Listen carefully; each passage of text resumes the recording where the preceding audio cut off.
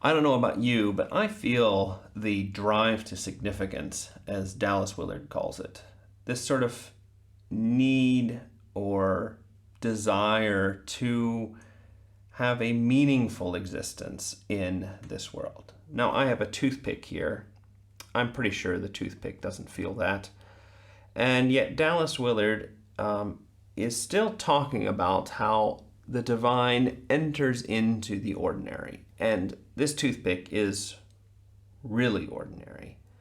And he gives some other examples of leaves and atoms and all sorts of things that God created, and talks about how they are places where maybe the divine can be seen. But when it comes to human beings like me, God entering the ordinary of my life, it's going to have to happen in a different way than it would with a toothpick.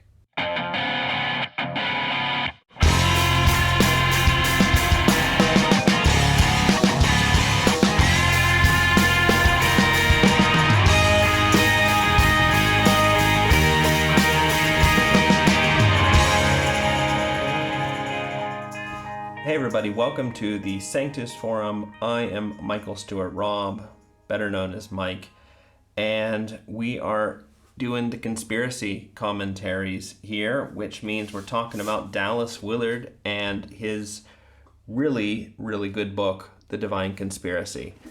And we're in chapter 1, looking at a section today called Habitation of the Eternal.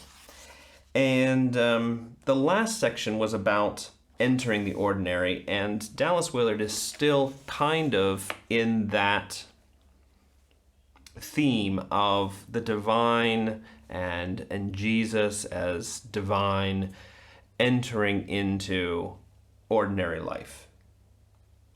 And he says here right at the beginning, the obviously well-kept secret of the ordinary is that it is made to be a receptacle of the divine, a place where the life of God flows.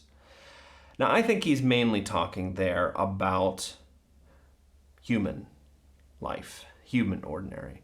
But there is some sense in which toothpicks here and leaves and molecules are also places where God can show up. Least of which because he created them. But for human beings, it's a little bit different.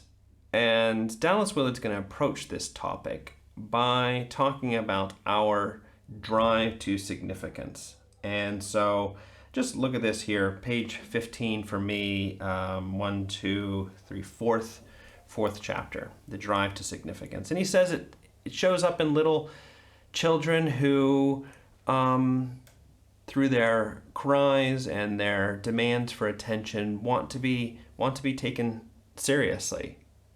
And he says that's not egotism.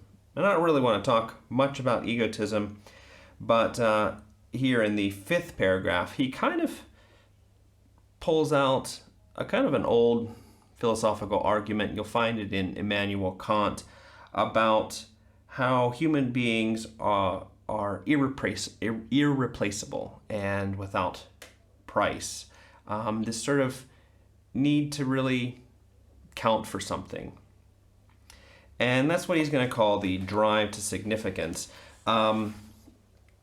He says, and this is, I think, the most interesting part of this whole section, he says that it's an extension of God's creative impulse that gave us being. So this idea that God reaches out of his own life to make things and create things that are good.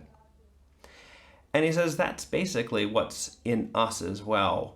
We have this sort of outward orientation that we don't want things to be sort of, it's not like we need to be the center of the show, but we want our life to matter for others and we want to leave a mark. We want to leave the world a better place. And this toothpick, and really all of the animals, the great apes don't sit around thinking, wonder how I can leave the world a better place. It's kind of something that human beings do. And, well, there are some philosophies out there that would say it's just all an illusion. We really need to push that drive and desire to be significant, to stand out, be outstanding, down. But Dallas Willard's going to say that Jesus is, I don't know if you want to say unique, but Jesus is known for taking human beings seriously in their interest in counting and mattering.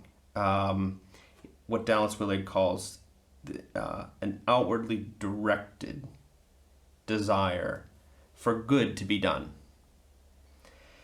And he just says that's just a signal of why we're here and what we're supposed to be up to. And the beauty of Jesus, the attraction of Jesus to human beings, is that he meets us in there. And he comes and says, okay, I see that you want to be significant, want to count. I'll show you how. Well, that's what I've got for you today. Thanks for liking this video if you do, and for subscribing.